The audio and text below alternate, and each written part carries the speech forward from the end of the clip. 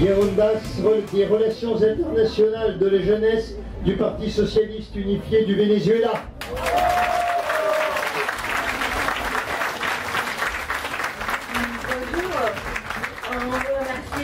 PRCF pour l'espace, pour avoir un débat et avoir l'opportunité de faire un échange sur le Venezuela, parce que maintenant il y a une situation vraiment très compliquée dans la situation géopolitique, et je pense que dans ces moments de l'histoire, c'est absolument nécessaire d'avoir une idée vraiment très claire sur toute la situation qui arrive dans mon pays. Je vais donner une chaleureuse salutation à tous mes collègues, à tous mes camarades, et spécialement au peuple cubain. Et on accompagne vraiment le peuple cubain qui a beaucoup lutté et maintenant fait face encore une fois comme un exemple de lutte, même avec l'impérialisme, même pour supérer les difficultés de la nature. Et bon. Et maintenant, face à tous les blocus informatifs qui existent sur le Venezuela, on veut partager avec vous nos visions depuis la jeunesse du Parti socialiste unitaire du Venezuela de l'analyse de la situation actuelle. On devrait faire à deux niveaux.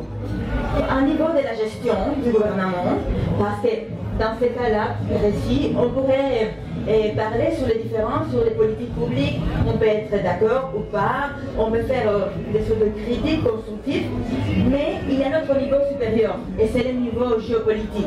Maintenant, et c'est vraiment dans le Venezuela qui se passe la lutte contre le capitalisme, la lutte contre l'impérialisme, et c'est un moment de l'histoire dans lequel la gauche mondiale, et spécialement qu'on est ici, la gauche européenne, ne peut pas s'en douter. Maintenant, c'est ou bien on est pour l'impérialisme, pour le capitalisme, ou bien on est contre. Et je pense qu'ici, on est tous anti-impérialistes, on est des camarades, et c'est vraiment un moment où l'attitude la plus révolutionnaire, c'est d'aller chercher l'information et d'aller supérer les blocus.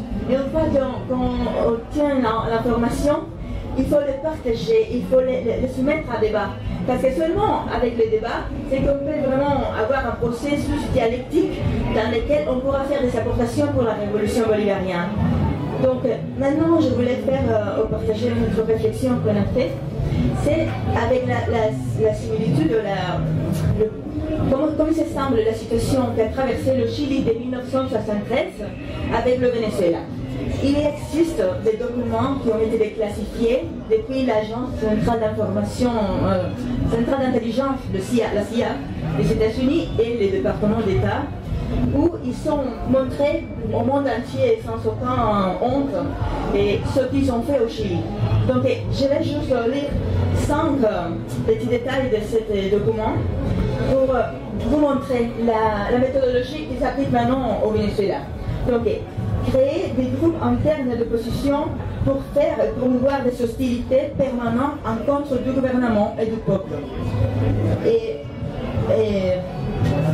créer renforcer militairement les pays voisins pour soumettre le Chili dans une situation compliquée du point de vue militaire.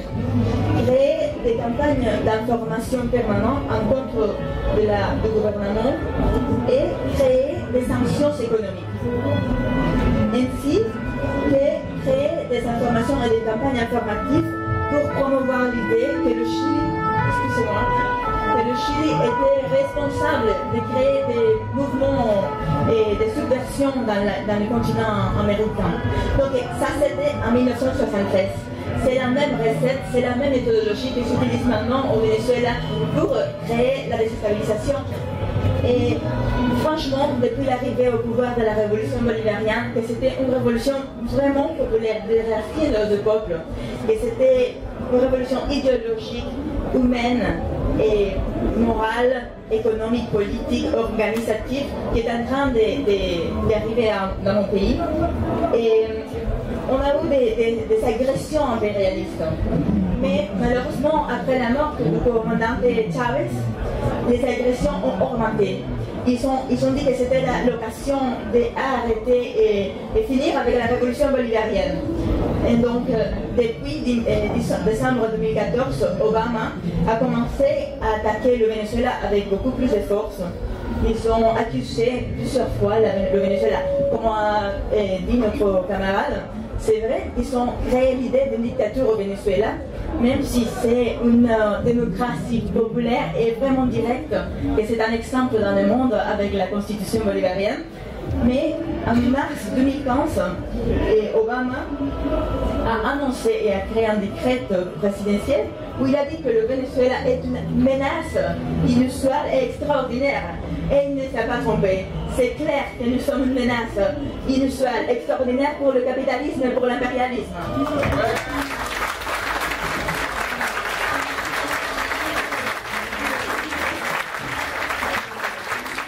En 2016, il a bien réaffirmé ce décret, mais après l'arrivée de M. Trump à la Maison Blanche, bon, c'est clair que ça a augmenté les agressions et ils ont fait des actions spécifiques à contre des fonctionnaires de leur gouvernement avec des informations qui n'étaient pas prouvées. Et en mai 2017, même notre vice-président, Tarek El Aissami, a été accusé d'être un narcotrafiquant. Et c'est une chose vraiment très curieuse, parce que s'ils sont bien capitalistes des États-Unis, ils devraient bien être pris par les lois des marchés. Et s'il y a les producteurs, les plus grands producteurs de la drogue, c'est la Colombie, et ils sont les plus grands consommateurs, bon, je pense que c'est un peu... Et franchement, d'ordre de la pensée, je pense qu'ils font des offenses à notre intelligence quand ils disent des choses comme ça. Et ils ont annoncé ça sans aucune preuve en contre de notre vice-président. Alors, on continue.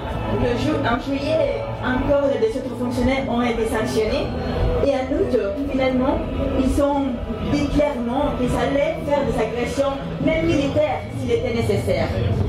Et une autre petite information, en avril de cette année, les commandes du Sud, que c'est la police des États-Unis qu'ils ont créée pour contrôler l'Amérique latine, et le chef, c'était l'admiral Kidd, vous pouvez regarder plus de détails sur l'internet, il a dit dans le Sénat des États-Unis, ils ont fait une analyse de tous les dangers qui représentaient le Venezuela pour les États-Unis et qu'ils étaient en train de planifier des actions militaires, économiques pour arrêter la révolution bolivarienne et pour faire de l'ingérence étrangère. Bon, finalement, c'est le peuple vénézuélien qui donne toujours des leçons pour l'humanité et des luttes. Ils ont fait de la guerre économique. Ils ont vraiment bloqué les médicaments, les aliments, ils ont créé de l'inflation, même si le gouvernement et la révolution bolivarienne avaient augmenté clairement et reconnu même pour les organismes internationaux comme les Nations Unies. Et bon, on avait beaucoup augmenté, on avait réduit la pauvreté, on avait augmenté l'éducation, la santé, la culture.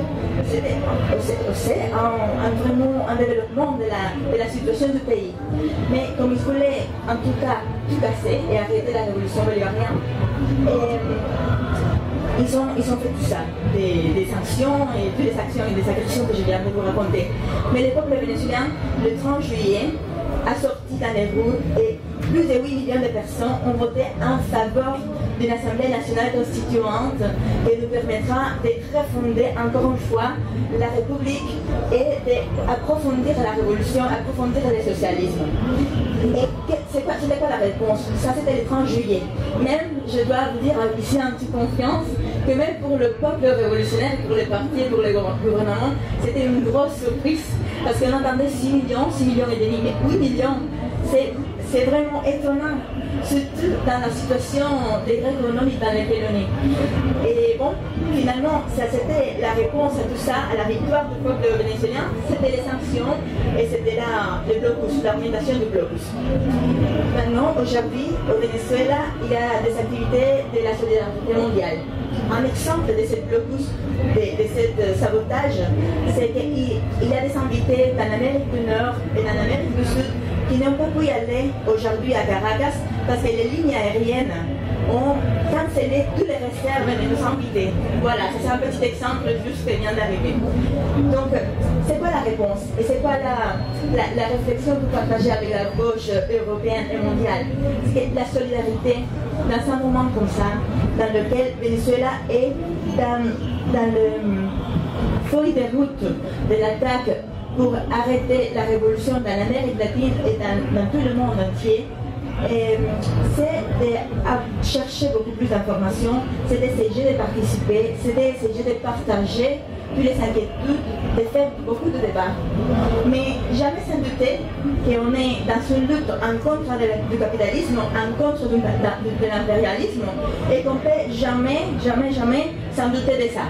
Même on peut faire des demandes, même on peut essayer d'aller dans les détails, mais jamais perdre que c'est dans un conflit géopolitique dans lequel le Venezuela est le pays avec la réserve la plus grande de pétrole dans le monde, même plus haute que l'Arabie Saoudite, reconnue en 2011 pour l'Organisation des pays producteurs de pétrole. Donc nous avons du pétrole, nous avons de l'eau, nous avons de l'or, nous avons beaucoup de minéraux, et bien sûr que nous sommes dans le centre de la discussion. Et malheureusement, l'Europe, c'est une Europe qui est devenue une Europe qui seulement répond aux intérêts des transnationales ou du capital en général et ne s'occupe pas de ses citoyens, de la précarisation de l'emploi, de la perte de tous les droits sociaux dans l'Europe, mais qui s'occupe de parler sur les droits humains dans les autres pays seulement parce qu'ils ont des intérêts à suivre ce qu'ils disent l'OTAN, ce qu'ils disent les États-Unis. Donc je pense que c'est un appel très affectueux et dans le terme de la solidarité internationale qu'on doit se joindre dans la lutte, on doit se mettre tous ensemble parce que seulement ensemble on pourra lutter et abattre le capitalisme et l'impérialisme. Merci beaucoup.